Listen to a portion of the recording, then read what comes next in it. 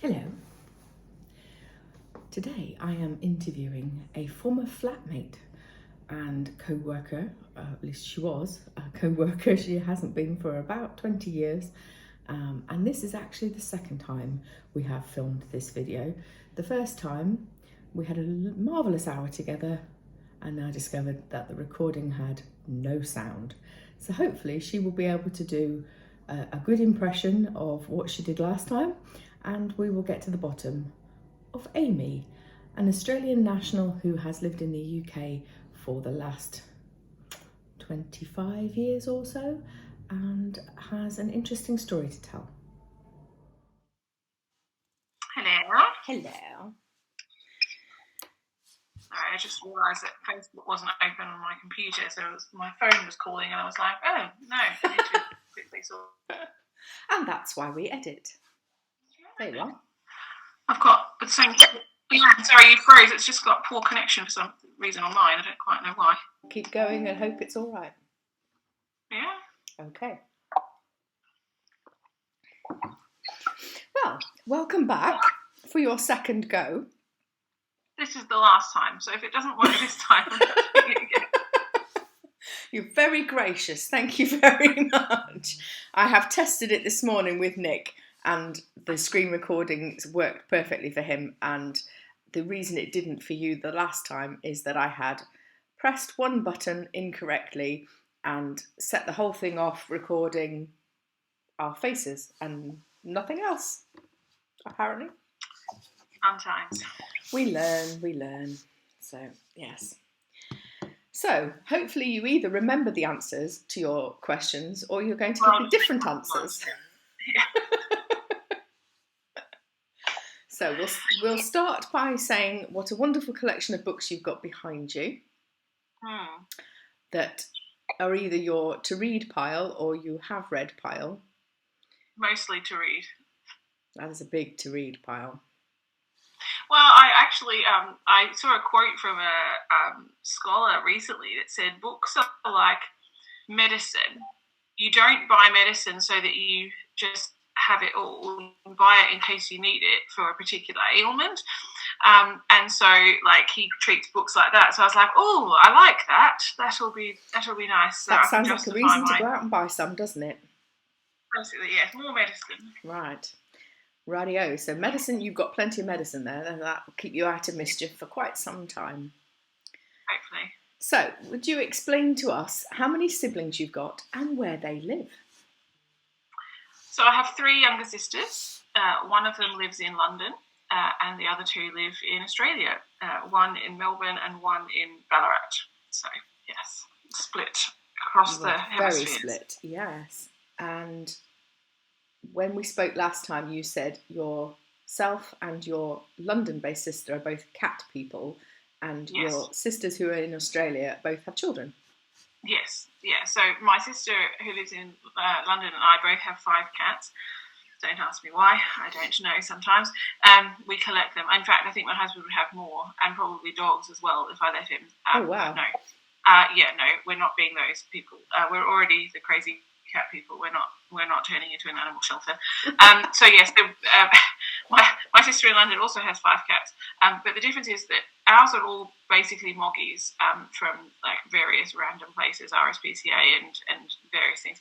She has got 2 Maine Coons and a ragdoll, which are quite large. And so, yes, that's quite an interesting thing in a London flat. But there you go. And then my sisters in Australia, one of them has 1 child and the other one has 3. So I have 3 nephews and a niece. And niece cats and nephew cats. Yeah, many fur nieces and nephews, yes. How Although it winds my mother up when we say stuff about her grandcats. She's not very amused by that idea, but anyway.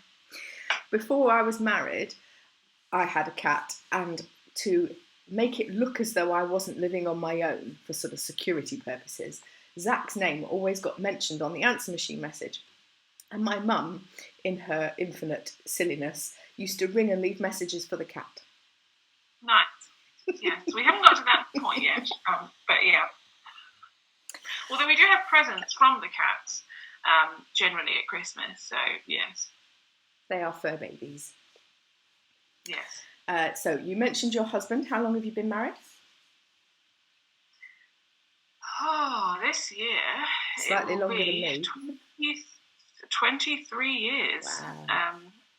No, 23 years. I was trying to think the math. Yes, we got married in 2001. See, my brain is not working yet this morning. 2001 we got married. Yeah, so yes, it was 23 years. And I was at your wedding. In fact, you were indeed. Narrowly missed arriving in time to get in front of you because I came from here and it was a bit of a long way. And where did you meet Richard? So we met at an amateur dramatics club, which I was invited to by somebody that I started working with. Not you, no. The other one. And I made the mistake of mentioning that I had done like one play at school at some point in my life, and she thought that was a great opportunity to invite me to an amateur dramatics club. I did not want to go because it's not my thing at all, but she was quite insistent, and in order to get her to stop asking, I thought, well, I'll just go once, basically. And then, yes, on the way there, she proceeded to warn me about this bloke that would be there, who's quite the ladies' man, apparently. And he would probably take a shine to me. And I was like, no, it's fine. I'm kind of semi-involved with somebody else, so it's all right. And I'm not really, interested. And then when we arrived, after warning me about this bloke, she went and found him and introduced him to me. So, yes, that's basically where I met him. And, yes, very long story after that. But, yes, I wanted to invite him to church, and he wanted to have my number to invite me on a date. And so he very savvily realised that the way to get my number was to say he would come to church. And so I thought I was getting a convert and he thought he was getting a date, and we ended up getting both because he ended up coming to church and staying. So the rest is history. Has been to Bible college and everything. Indeed, yes. It's not that I don't advocate dating evangelism, but in this case, it did seem to work for you. Do you have a secret to a long marriage? I think I said last time, don't kill the other person, and that probably remains the the party line. I think probably friendship is really important, because lots of other things, come and go, life circumstances and everything else. But I think if you've got really good friendship, you can cope with a lot of stuff, really, and like communication in that as well, like just keep talking and all of that. So I think that would be my serious answer. But yes, not killing them also works. It does. Yes. Otherwise they don't get to be 20-something year marriages. No. What do you like to do in your free time, and would you like to show us the flower behind your head? Oh, yes, I was going to bring in some other ones, because the ones I showed you last time are now gone, because I like doing creative things, basically. My work life and study life is very cerebral, and I'm using my brain a lot, and so I quite like doing things with my hands and creating stuff, and I always have done. So I used to be really into card making. I still occasionally make cards. I also do Bible journaling, so I do like artwork in my Bible. But the latest thing is I like to make crepe paper flowers. So I do have one sat here. I should have brought in my roses, but there you go. So this is a peony called a Bowl of Beauty peony. And I made that quite a while ago, actually. I had 6 of them maybe. But one of the great joys of doing this is being able to then make bouquets that I give away. Yes. So I'll just put that back up there. So for Christmas this year, last year now, I was able to put together a whole bunch of arrangements for various different people, like my spiritual director and my mother-in-law and sister-in-law, and it was just like my boss / friend. So that was just lots of fun, and so I ended up giving away most of the flowers I have, which means I just get to make lots more. So so I tend to do that because my husband likes watching the telly of an evening, and I have been brought up by a mother that doesn't do idleness. So I can't just sit in front of a television and not do anything else. So it's really helpful to have that, because it's like you just sit and cut petals and fringe bits and glue stuff, and yeah. If I didn't know, I would have said that was real. Thank you. That's the aim, basically. So I'm what they call a botanical realist in the world of making stuff.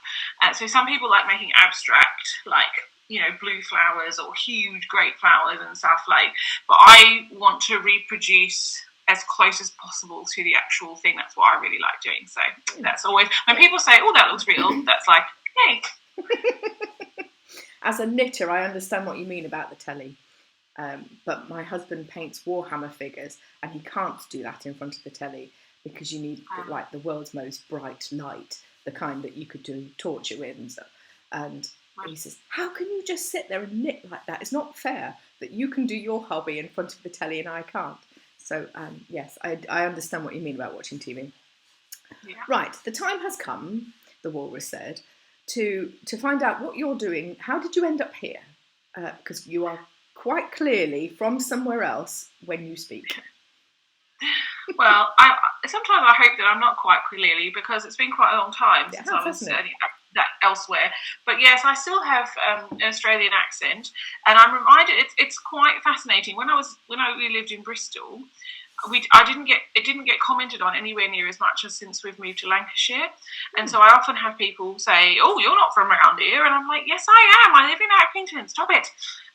And so, so originally I was born in Australia and spent the first 17 years of my life there. And then moved over to the UK shortly before my 18th birthday, basically to join a church, because I had been on a mission trip outreach thing when I was the year before, and I came to London and Germany and Austria and Holland and a bunch of places. But when I walked into this church in London, I just felt like I'd come home, and that was just really, I couldn't shake that feeling that I was supposed to be there. So I went back home after this trip and said to my parents at the age of 17, "Oh, by the way, when I finish school, I'm going to move to the other side of the world. Bye." So it turns out I could get a British passport because my dad was born in Northern Ireland. Wow. And so that made things a lot easier.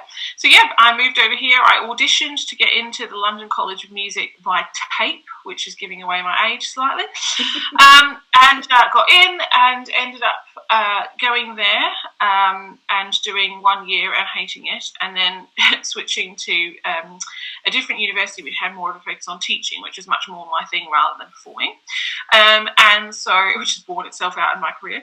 And then yes, basically from there ended up going into primary teaching. Realised very quickly that was not my calling. Thank you very much. But I did that for a few years before, and apart in that period of time of being a primary teacher, I did my NQT year in London, and then we moved to Bristol to support a church plant. So that's how I ended up going from Australia, London, Bristol. We were in Bristol for 14 years-ish. And in that time, I moved from being a primary school teacher to working in a cathedral as the officer, so helping kids understand the history of the place and basically doing big events and stuff, which was quite fun. And then I went to Bible school and ended up working for the Bible school, first as an administrator, and then as I kind of ended up being the principal for a bit. And I left there to go to actual theological college, which is different from Bible school, as it turns out. And basically did that at Trinity College in Bristol. And it was there that I met the director of vocations for the Blackburn Diocese, and he and I had lunch rather fortuitously, and we were both talking about our passion for lay ministry, and he went, "Hey, I think you should come and work for us." And I went, "What now?" But yes, long story short, that's how I ended up in Lancashire working for the Diocese of Blackburn as their lay training officer. Right, yeah. And how did we meet? How did we meet? Well, we started work on the same day. My first proper job over here. I did do a bit of temping work, or it was like contract work for a TV company, which, this is before I came to where we worked, but it was only a couple of months, but it was during tennis season, and I was the assistant to the producer of the tennis stuff, and I got to go to Wimbledon for 2 weeks, which was absolute joy, and I had a pass. Yes, I had a pass that allowed me to go anywhere. So I was like, I remember stalking Goran Ivanisevic around the grounds at one point. But yes, anyway, but because that was only a 2.5-month job, I then got my first sort of proper job at the insurance company, and I started work on the same day as 2 other people, one of whom introduced me to Richard, and the other one is you. And then we ended up living together somehow. We did. I can't remember how that came about, but yes, there were several of us, and I don't know how it came about. It just did. One of those organic things, isn't it? Yes. The first time I met you, you had a bright red skirt suit, and for some reason that stuck in my memory, and I don't remember meeting the other one at all. But she was just always there. But yes, we went through training all together, and that was that, I guess. We did quite well out of it. Husband and all the rest of it. Yeah, it wasn't bad, really. I mean, it was taking calls, and there was some. I still remember some of the weird stuff that we had to deal with there, like some of the weird claims. The weirdest of which was somebody who cut off his own thumb in order to get £10,000 because there was like a total loss of use of thumb like category in the insurance, and the first time it got done, like it was an accident and like they paid, and then when we started to get suspicious is when he cut off his other one. And they tried to claim again. So yeah, it was a very strange, I remember reading some very strange things in that job. Yes, we didn't end up in the same department, but you could visibly see each other across the room, which was quite nice, and meet for coffee and things. Yeah. Okay, let's move to the slightly more frivolous questions then. Now, I think I remember correctly from before, and I think you've just mentioned him, but if you were hosting a celebrity dinner party, who would you have? Party of one, well, party of two with me, Rafael Nadal. Yes, massive tennis fan. In fact, during this conversation, a semi-final is going on for the Australian Open, which I am now not watching. No, just kidding. No, it's fine. It's not like it's one of my favourite players. I would have rescheduled. Oh, the sacrifice! No. I do appreciate it. Thank you. No. Rafa is yes, probably I'm not really into like pop culture and celebrities and all that sort of stuff. So when people talk about like famous people, I'm like, I don't really know. But then tennis is like the one world where So I would definitely love to have dinner with Rafa, just because I think he's awesome. But there you go. Fair enough. Well, it won't take much cooking, will it? There's only 2 of you. Richard will have to cook. Yeah. If I could give you pots and pots of money, where would you travel with it? Oh, probably a few different ways. I love cruises. I've been on a few cruises in my life, and I absolutely love them. In fact, I'm going on another one later this year, thanks to my mother. I would probably love to do like cruises around, I don't know, like European stuff, Norway, like Iceland. I would have said Canada and Alaska, but that's where we're going later in the year, so that's already ticked off. Oh, yeah, that'd be nice. I would actually really like to go back to do Australia and New Zealand. I've never been to New Zealand, and I've not really seen very much of Australia. And so it'd be great to be able to like go back for, I don't know, like a 6-week, like proper, let's explore, not just go and visit the family. Obviously, we'll do that. But, that would be something I'd like to do. Preferably not when it's ridiculous weather, though. I don't like hot weather. Yeah, for an Australian coming to the UK made more sense, didn't it? Yes. So if you were on your last meal, what would you be eating? Oh, I remember this from last time.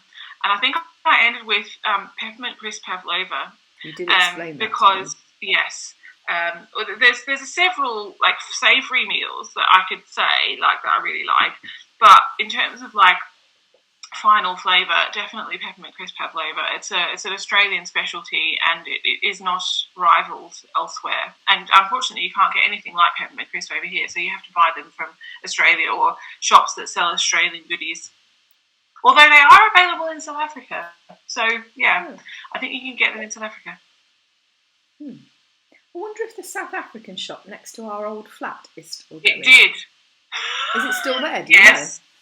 The only disappointment with that shop was it had Milo. So Milo is an Australian drink, and I was like super excited because like if there were two things that I could like food wise that I need from Australia, it's Milo and violet crumbles. Like it just is a thing. I need to have both of those things in my life. And so when I saw that Milo at the South African shop, I was thrilled. I bought some and I had like a drink and I was like, this is not Milo. What is this rubbish? And it turns out that South African Milo is not the same as Australian Milo. So do not be fooled by substitutes. Only Australian will do. And are you a Vegemite or a Marmite girl? Vegemite. Don't swear at me with Marmite. Did you read anything as a child that has stuck with you into adulthood?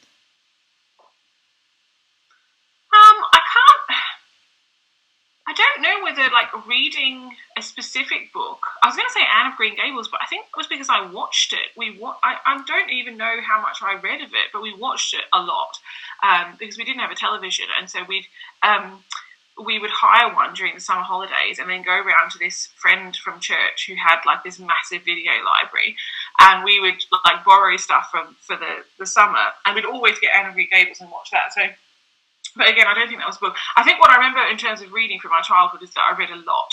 Like I did this MS Readathon thing where instead of, you know, you can run and get money for the amount of miles you run. There's no way on God's green earth I'd ever do that, either past or present or future. But reading for money, absolutely, I can do that. As you can tell by the background.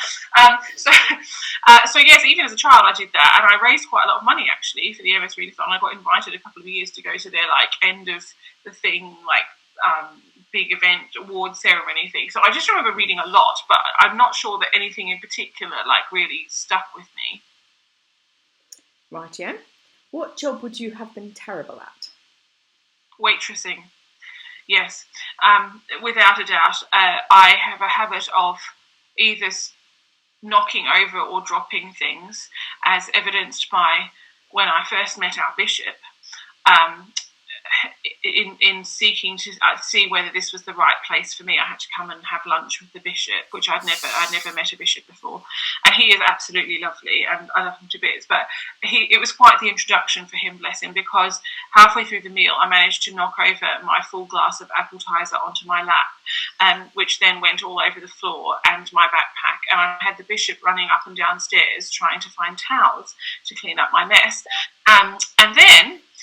As if that wasn't embarrassing enough, about 15 minutes later they came with the dessert and coffee and stuff, and I managed to knock the jug of milk onto the floor. So I said to him after that, well, if you hire me now, I'll know it's a God thing. And he said, well, we don't make our hiring appointments based on people's ability to keep their drinks in their containers.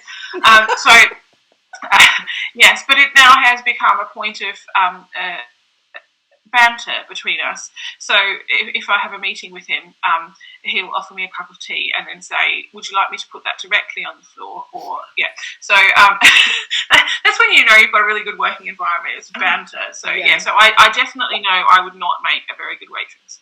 Right, yeah. Imagine you are standing in an ice cream shop. What flavour are you buying? Probably more than one, knowing me.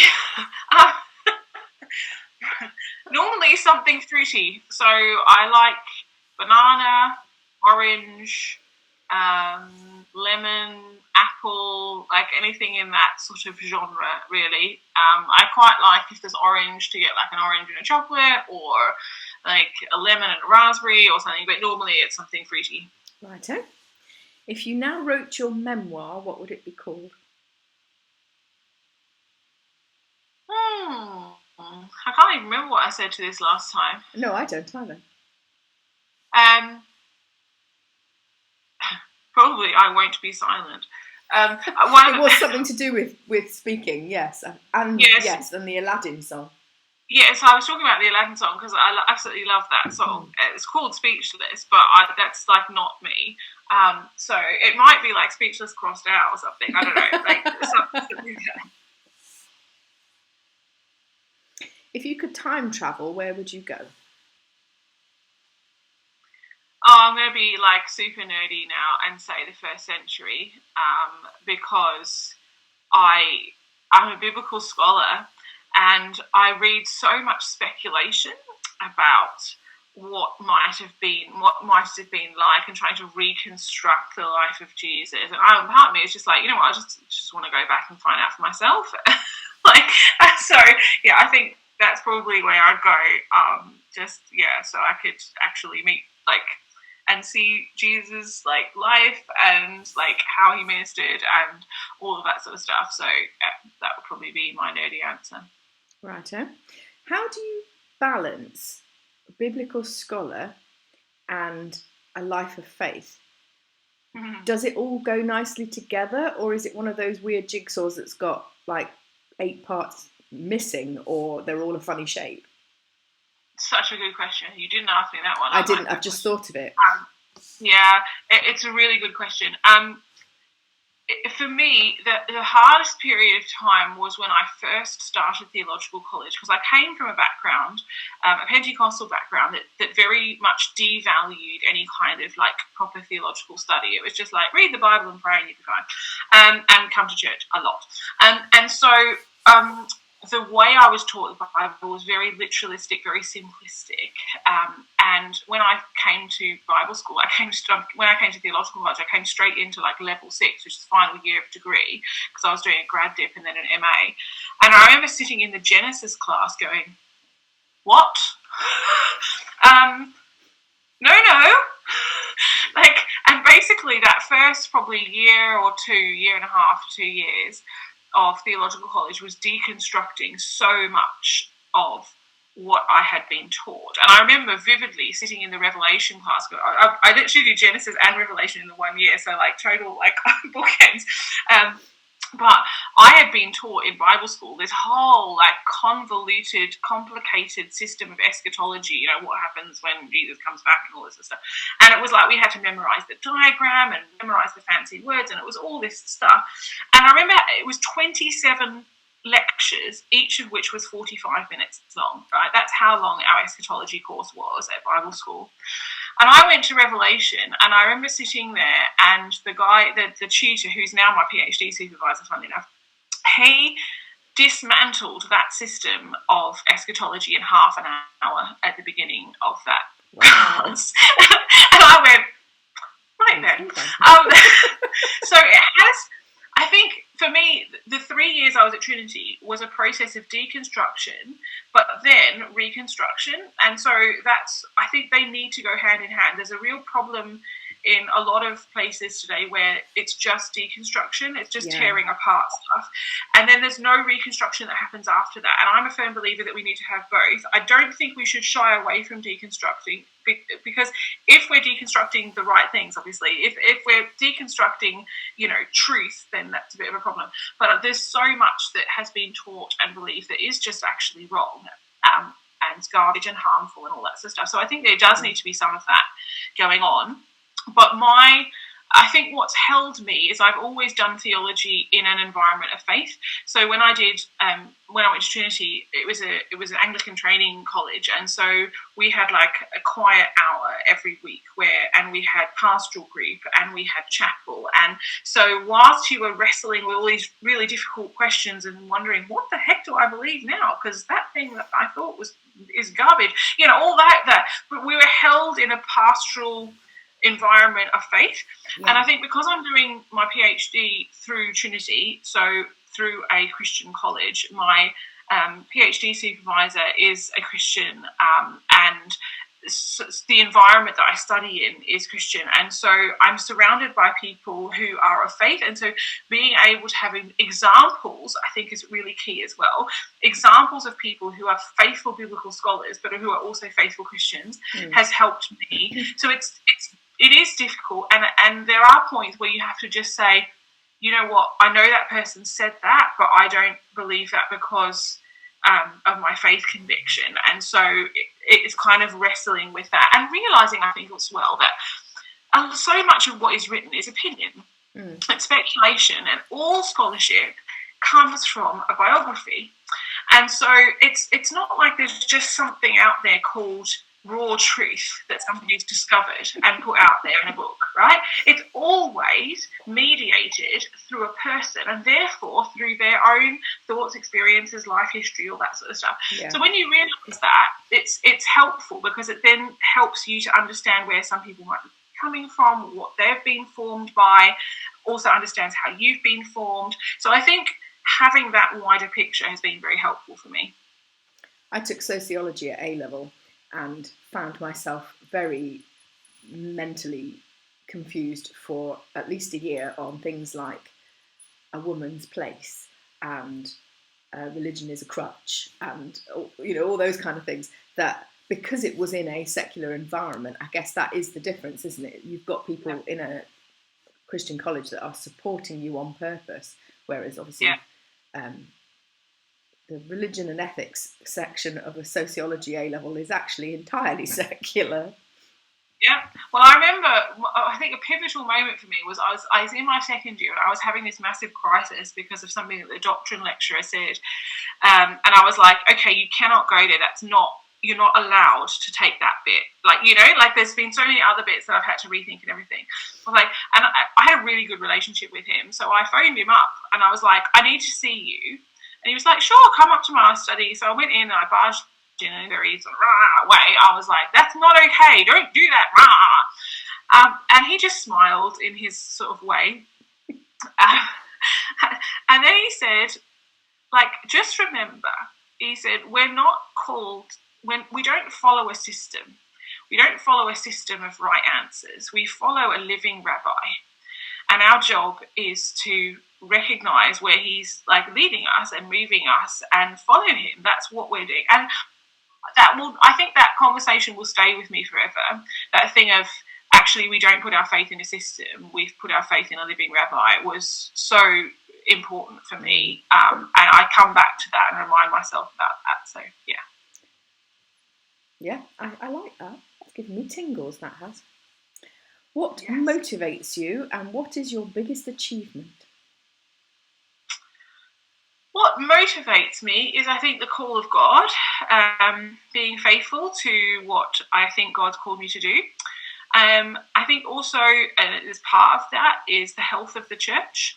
I have experienced the unhealth of the church, shall we say, at various points in my life, particularly for a period of time when I was in Bristol, when I was in a very toxic church environment. And I have seen the fallout of that. And I've seen lives damaged, people walk away from faith, walk away from church, people with serious mental health challenges, struggling with suicide, all sorts of different things, lots of trauma that has been perpetuated by toxic leadership in the church. And so I think one of my big drivers is trying to prevent more of that. And I know I will never prevent it all from happening, but if I can prevent some of it happening in the spheres in which I have influence, where I get to teach and where people listen to me, sometimes I don't know why. In fact, a lot of times I don't know why. But, if I get the opportunity to speak and teach, then that's going to be a primary motivator, is trying to get people to realise the damage that they can do as leaders, that people with power can do, and how they can reframe their ideas of power so that they enable people to flourish and thrive rather than damaging them. So I think that's a big driver motivation thing. I think I don't like the word achievement, because I kind of think anything that I do that's good is actually God anyway. I think I need to own up to my stuff ups, but anything that's like actually good, I have to point to God, because I'm like, I don't want to take credit for that. I mean, I'm pleased that my MA dissertation got published as a Grieve booklet, and that quite a few people have read that. Somebody contacted me on Twitter from the United States saying that a lecturer had mentioned my Grieve booklet in talking about spiritual abuse, and I was like, that's crazy, like, just, you know.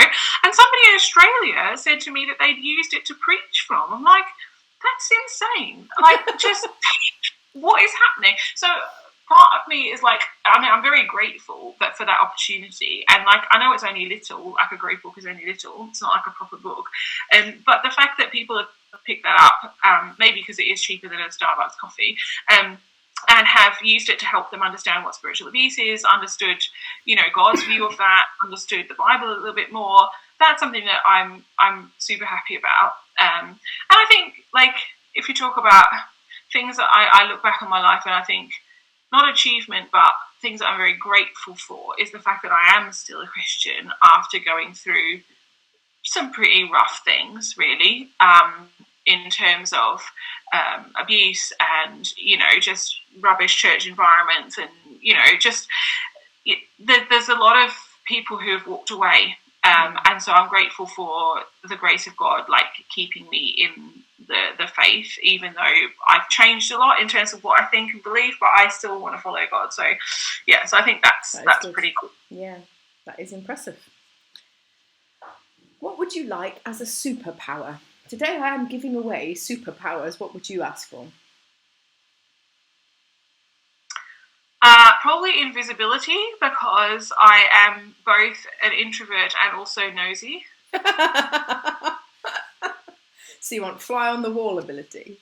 Basically, yes. Okay. I want to know what people are saying in those, like, inner sanctum rooms where they're making decisions. I'm like, yeah, the idea that I could, like, rock up and hear what somebody, like, the halls of power are saying behind closed doors is just too tempting. Yeah.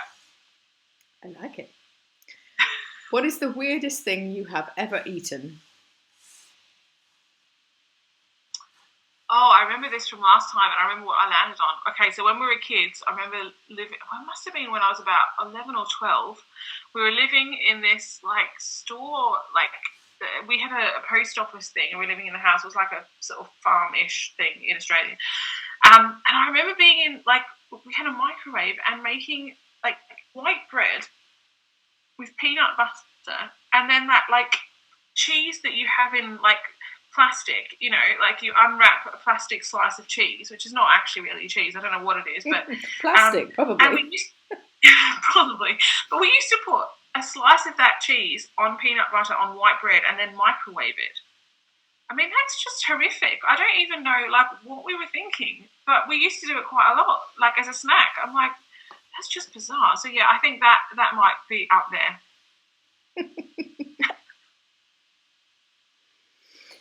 And that's the end of the questions that we did cover. Yes. There are several that we didn't cover. Ah. Because I ticked them as we went last time, and I didn't untick them today to see what we could get. So, let's see, what shall we have? Do you have a secret talent? Possibly your flowers, but it's not very secret. Yeah, I think probably so it's like people are quite shocked when they see them. I think, you know, they're like, oh, I didn't realise. Oh, and sometimes, like, my music as well. Like, I know I've got a music degree, but a lot of people don't realise that.